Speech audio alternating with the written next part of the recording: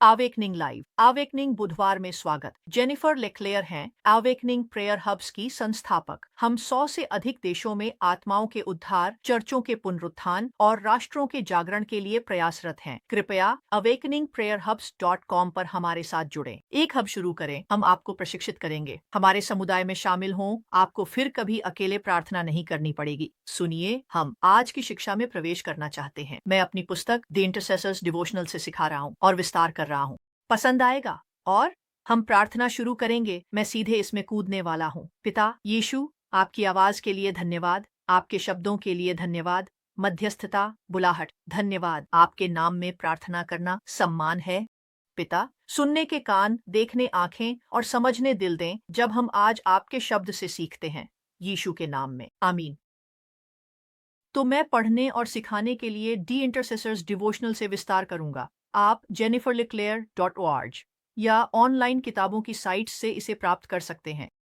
और यह भक्ति मल्टीप्लाइंग योर फायर पावर शीर्षक से है। लैव्य व्यवस्था 26:8 में मैं पवित्र शास्त्र पढ़ूंगा। तुम में से 5 मनुष्य ये 100 को भगाएंगे और तुम्हारे 100 मनुष्य 10,000 को ये भगाएंगे। हम व्यवस्था विवरण 32-30 में भी शास्त्र जानते हैं, जिसे हम 1 मिनट में पढ़ेंगे। तो सामूहिक प्रार्थना। अब सामूहिक प्रार्थना क्या है? सामूहिक प्रार्थना का मतलब है एक समूह के साथ मिलकर प्रार्थना करना। तो आपको सामूहिक प्रार्थना जरूरी नहीं। सामूहिक प्रार्थना में बहुत अधिक शक्ति होती है, इसलिए सामूहिक प्रार्थना मध्यस्थ की सफलता के लिए बुनियादी है। हालांकि कुछ लड़ाइयाँ हम अकेले लड़ेंगे कि हालांकि कुछ समय ऐसे होते हैं जब गोपनीयता महत्वपूर्ण होती है और हम समूह के साथ साझा नहीं कर सकते और हमें प्रार्थना का बोझ अकेले ही उठाना पड़ता है। हमें सामूहिक प्रार्थना में शामिल होना चाहिए, खासकर भारी मामलों के लिए। तो हम अपने गुप्त स्थान में लंबे समय तक प्रभावी रूप से प्रार्थना कर सकते हैं। यह अद्भुत है। लेकिन हमें सामूहिक प्रार्थना कार्यक्रमों से पूरी तरह से बचने के प्रलोभन का विरोध करना होगा। मध्यस्थ अंतर्मुखी होते हैं। मैं भी अंतर्मुखी हूँ और मुझे अकेले प्रार्थना, अध्ययन, संगति में प्रभु के साथ समय बिताना पसंद है। हम खुद को अलग कर सामूहिक प्रार्थना की शक्ति खो देंगे। सामूहिक प्रार्थना वह साधन है जिसके द्वारा भगवान ने हमें कई गुना अधिक अग्नि शक्ति दी है। एकजुट सामूहिक प्रार्थना में कहीं अधिक अग्नि शक्ति होती है। ध्यान दें कि मैं एकजुट कहता हूँ, है ना? सामूहिक प्रार्थना में कलह हो तो यह कम प्रभावी है। कुछ मध्यस्थ एकता की कमी से प्रार्थना सभाओं में नहीं जाते। हमें सहमत प्रार्थना साथी और मध्यस्थ ढूंढने हैं। इसीलिए हमारे जागृति प्रार्थना केंद्र हैं।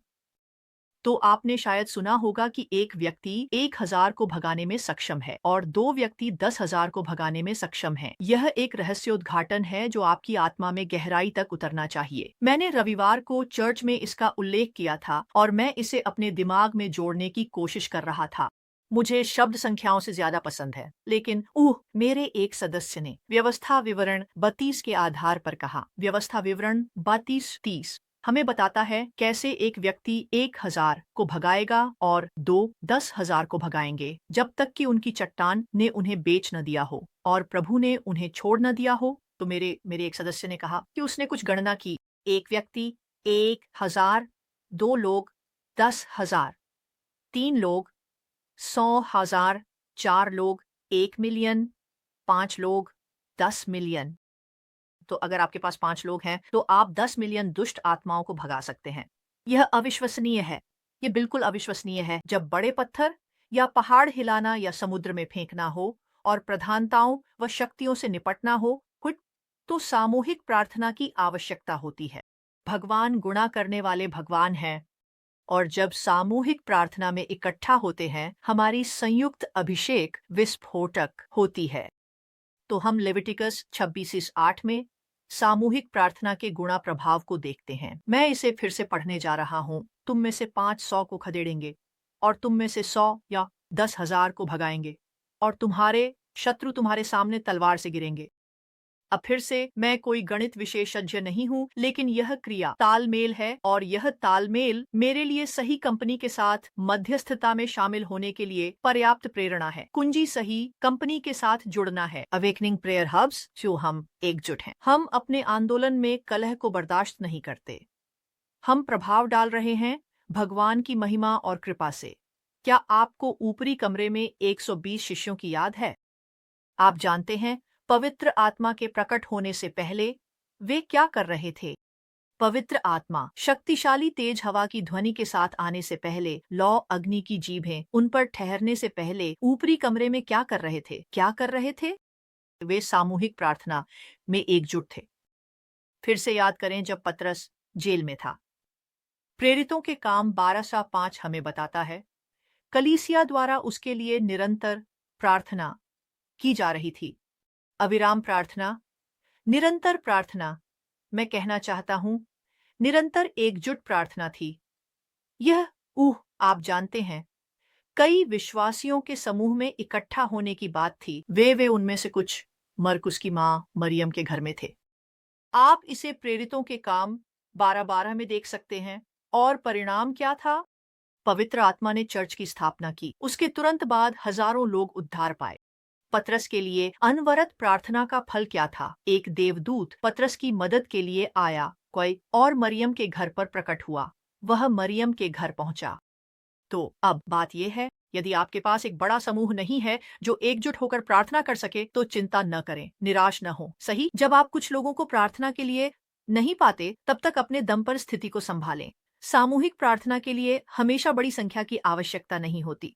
यीशु ने मत्ती 18:19 से 20 में कहा, यदि तुम में से दो, याद रखें 2 लोग 10,000 को भगाने में सक्षम हैं। यदि तुम में से 2 पृथ्वी पर किसी भी बात के लिए सहमत होते हैं जो वे मांगते हैं तो वह मेरे स्वर्गीय पिता द्वारा उनके लिए किया जाएगा। पाए, क्योंकि जहाँ 2 या 3 मेरे नाम में इकट्ठे होते हैं, वहाँ मैं उनके बीच में होता हूँ। सुनो, यदि आप केवल एक और व्यक्ति को प्रार्थना के लिए ढूंढ सकते हैं तो यह अद्भुत है। यदि आप 3 या 4 को ढूंढ सकते हैं तो और भी अच्छा।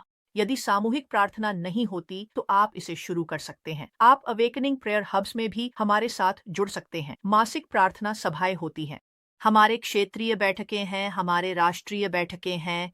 हमारे पास हर प्रकार की प्रार्थना है जिसमें आप शामिल हो सकते हैं। आइए मैं आपके लिए प्रार्थना करता हूँ। आप औपचारिक रूप से awakeningprayerhubs.com पर हमारे साथ जुड़ सकते हैं। awakeningprayerhubs.com न्यू पर जाएं। मैं आपको एक सशक्त मध्यस्थ के रूप में तैयार करने के लिए उत्साहित हूँ। आप अपने शहर और जीवन में सफलता देखेंगे क्योंकि आप नए तरीके से प्रार्थना करना सीखेंगे। तो पिता यीशु के नाम में, क्या आप हमें सामूहिक प्रार्थना की शक्ति का गहरा रहस्योद्घाटन देंगे? आपके वचन में दिए गए उदाहरण हमें प्रेरित करें कि हम समान मूल्यवान विश्वास वाले लोगों के साथ इकट्ठा हों और आपकी उद्देश्यों के लिए प्रार्थना करें। प्रभु, हमारी प्रार्थना की शक्ति को बढ़ाएं। यीशु के नाम में, आमीन। मैं आपसे प्यार करता हूँ। सुनिश्चित करें अपनी सूचनाएं सेट करें। जब ये नए लाइव्स आएं तो आपको सूचित किया जा सके। ऐप के अन्य भागों को भी देखें। विभिन्न प्रार्थना चुनौतियां हैं जो आगे बढ़ती हैं। इन विभिन्न संसाधन हैं जिन्हें आप देख सकते हैं। एक सफल दिन बिताएं। पूरी दुनिया संकट में है और समय के संकेत ही तेजी से बढ़ रहे हैं। हम इतिहास के एक महत्वपूर्ण मोड़ पर हैं और दुश्मन जानता है कि उसका समय कम है। लेकिन 2007 में भगवान ने मुझे आधी रात के बाद जगाया और मेरे दिल से तीसरे महान जागरण के बारे में बात की। अब हम पहले से कहीं अधिक करीब हैं। इसीलिए मैं 1 मिलियन पुनरुत्थान मानसिकता वाले मध्यस्थों को मेरे साथ स्वर्ग से एक नई अपील करने के लिए बुला रहा हूँ। मैं अवशेष प्रार्थना योद्धाओं को एकजुट होने के लिए बुला रहा हूँ ताकि हमारे चर्चों, हमारे परिवारों और हमारे राष्ट्रों पर आक्रमण कर रहे अंधकार को पीछे धकेला जा सके। दुश्मन उग्र हो रहा है, महान पतन जारी है, लेकिन भगवान हमेशा एकजुट प्रार्थना और उपवास का जवाब देते हैं। मेरे साथ और 100 से अधिक देशों के मध्यस्थों के साथ अवेकनिंग प्रेयर हब्स में शामिल हों। मिलकर हम इतिहास की दिशा बदल सकते हैं। awakeningprayerhubs.com आंदोलन में शामिल हों।